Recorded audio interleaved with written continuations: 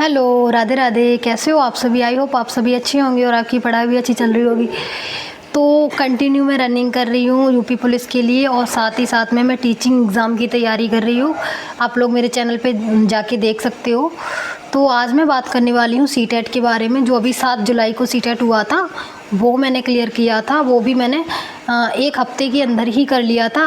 मैं ये नहीं कह रही हूँ अच्छा आया कि मैंने सीटेट कर लिया। सीटेट करना बहुत ईजी बात है, कोई कठिन बात नहीं है। क्योंकि हम लोगों को क्या होता है ना, हम लोग प्रिपरेशन कर रहे होते हैं किसी कॉम्पिटिटिव एग्ज़ाम की, तो कैपेसिटी इतनी तो रहती है कि सीटेट जैसे एग्ज़ाम को हम लोग 2-4 दिन को अच्छे से ऐसा नहीं कह रहे बिल्कुल हल्के में सीरियस लेके हम लोग पढ़ेंगे तो हो जाएगा। तो जिन भी स्टूडेंट्स का सीटेट नहीं निकल रहा है उनको मैं कुछ चीज़ें इंपॉर्टेंट शेयर कर रही हूँ। वो अगर आप फॉलो करते हो तो ओनली 1 वीक में सीटेट निकल जाएगा। जो शिक्षा से जुड़े हुए हैं, जो पढ़ाई पहले से कर रहे हैं, वो 1 वीक में आराम से निकाल लेंगे। और जिन्होंने काफ़ी टाइम से पढ़ाई बंद कर रखी है, जिन्होंने नहीं किया है, उनको 1 महीना लग जाएगा। क्योंकि होता है ना कि मेमोरी जिनकी नहीं पढ़ते हैं तो थोड़ी वीक हो जाती है चीज़ों को। तो वो चीज़ आप लोग देख लीजिएगा, आप लोग कब से तैयारी कर रहे हो और आपकी क्या कैपेसिटी है। तो मैं आपको बता दूँ, सीटेट के लिए सबसे इम्पोर्टेंट चीज़ क्या है? Previous year. मैं कोई प्रमोशन नहीं कर रही हूँ, लेकिन मुझे पता है मैंने कैसे किया, वो मैं अपना एक्सपीरियंस बता रही हूँ। मेरी यूपी पुलिस का पेपर था अगस्त में और जुलाई में सीटेट था। तो मैंने ज़्यादा पढ़ाई नहीं की क्योंकि मुझे यूपी पुलिस पे फोकस करना था। तो उस टाइम पे फॉर्म फिलअप कर दिया था। तो मैंने कहा ठीक है, मैं अच्छे से नहीं कर पाऊँगी तैयारी, 7 से 8 दिन में करूँगी बस। तो बस मैंने वही किया। मैं कंटिन्यू 7 से 8 दिन मैंने छुट्टी ली यूपी पुलिस से। उसकी क्लासेस और कोर्स को साइड में रख के मैंने इसको आगे लिया। और मैंने क्या किया, प्रीवियस ईयर लगाए। फिर प्रीवियस ईयर वो भी मैंने ऐसे नहीं लगाए कि मैंने कोई परचेज़ किया हो प्रीवियस ईयर या कुछ भी। मैंने सिर्फ और सिर्फ प्रीवियस ईयर को मैंने मैंने सिर्फ और सिर्फ एसएससी अड्डा 247, मैं प्रमोशन नहीं कर रही हूँ, वो मेरा एक्सपीरियंस है। वहाँ से मैंने सर्च किया कि ये जो भी सब्जेक्ट में पढ़ रही होती थी उनके प्रीवियस ईयर, तो उनको मैंने कम्प्लीटली देखा। बस मैं लेटे लेटे 10-10 घंटे 12-12 घंटे की 2x की स्पीड पे ऐसे करके मैराथन देखती रही थी 7 से 8 दिन कंटिन्यू। मैंने प्रीवियस ईयर लगाए। और सचिन एकेडमी सर हैं, जो आपने देखा होगा उनको सीटेट की, उनसे मैंने सीडीपी पढ़ ली थी अच्छे से। और थोड़ी बहुत कभी कभी हिमांशी मैम का भी मैंने देख लिया था। ज़्यादातर मैंने सचिन सर और अड्डा 247 को ही फॉलो किया था। और बस मैंने प्रीवियस ईयर पे ही फोकस किया था। और मैंने पेडागोजी पे और सीडीपी तो अच्छे से पढ़ ली थी कम्प्लीटली, वो भी सचिन सर से। और नोट्स भी बना लिए थे, शॉर्ट्स नोट्स जो होते हैं। और जो सीटेट में कीवर्ड होते हैं नेगेटिव पॉजिटिव, वो मैंने अच्छे से कर लिए थे। तो वो चीज़ आप कर लेना। और कोई इतना हार्ड नहीं है। आप डेली प्रीवियस ईयर की वीडियो देखिए, 6 से 7 घंटे देखोगे आप पेपर के 1 महीने पहले से भी। क्योंकि आपको अपना अच्छा स्कोर चाहिए होगा, तो अच्छे से करोगे तो 1 महीने कर लो, कोई दिक्कत नहीं। अगर आप फ्री हो, कोई दूसरे एग्ज़ाम की तैयारी नहीं कर रहे हो, तो टाइम दे के उसको कर लो, इतना कठिन नहीं है और आप पास हो जाओगे। हाँ, एक गलती जो मुझसे हुई थी एग्ज़ाम में, उसको देख के मुझे बहुत बुरा लगा था, मैं खुद रोने लगी थी। तो आप लोग वो चीज़ मत करिएगा। वहाँ पे मैंने यहाँ पे क्या किया था, टेक्स्ट बुक से मैंने उसके कुछ पेपर सॉल्व किए थे, टेक्स्ट बुक पे टेस्ट लगाए थे।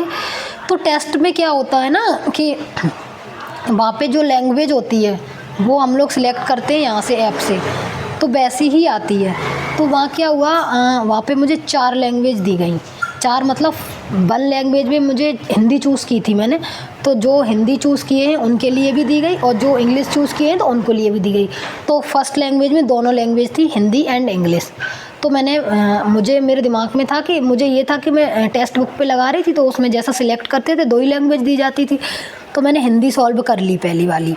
फिर अगली वाली मैं आगे पेज पलटती रही, इतना टाइम नहीं था कि मैं पेपर देखूं, पहले मैं सीधा करने लगी थी सॉल्व। तो आगे देखा मैंने, कुछ देखा नहीं, बस मैं हिंदी ही फिर से करने लगी। लैंग्वेज 2 में मुझे इंग्लिश करनी थी क्योंकि मेरी लैंग्वेज 2 इंग्लिश थी। तो मैंने दोनों बार हिंदी सॉल्व कर दी। फिर जब मैं पेपर आंसर की में फिलअप कर रही थी, तो मैंने देखा मेरे सारे गोले फिल हो रहे हैं और मैंने इंग्लिश सॉल्व नहीं की है।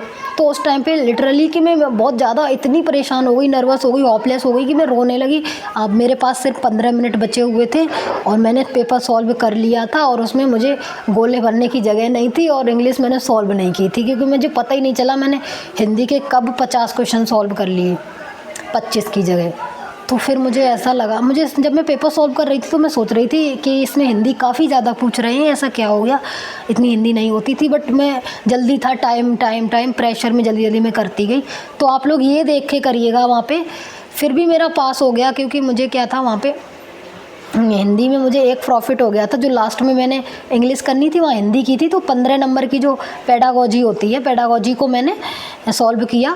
फिर मैंने मैच किया, मैं डर गई बहुत ज़्यादा, मैंने मैच किया तो 15 क्वेश्चन जो इंग्लिश में होते हैं वही सेम हिंदी में थे, बस ट्रांसलेट थे और विद ऑप्शन। तो अब मैंने हिंदी में लगा दिए थे, और इंग्लिश में अगर मैं लगाती तो शायद इतनी इंग्लिश नहीं कर पाती। तो हिंदी में मेरे 15 में से 14 सही हो गए थे। ये 15 क्वेश्चन का मुझे फ़ायदा हो गया था सेम ट्रांसलेट होने की वजह से। सिर्फ 15 क्वेश्चन ही अलग थे, जो पैराग्राफ था हिंदी इंग्लिश दोनों का अलग था, तो वो मेरा नहीं हो पाया था। तो उसकी वजह से उसमें से भी 1-2 तुक्का निकल गए थे, तो मुझे ज़्यादा लॉस नहीं हुआ था। ऐसे करके मेरे उसमें से 14 और 2 16 आ गए थे, तो लॉस नहीं हुआ। मतलब उस टाइम पे तो लग रहा था कि मैं फ़ेल हो जाऊँगी। फिर मेरे 102 नंबर बन गए थे, 102 क्वेश्चन ठीक हो गए थे ऐसे करके।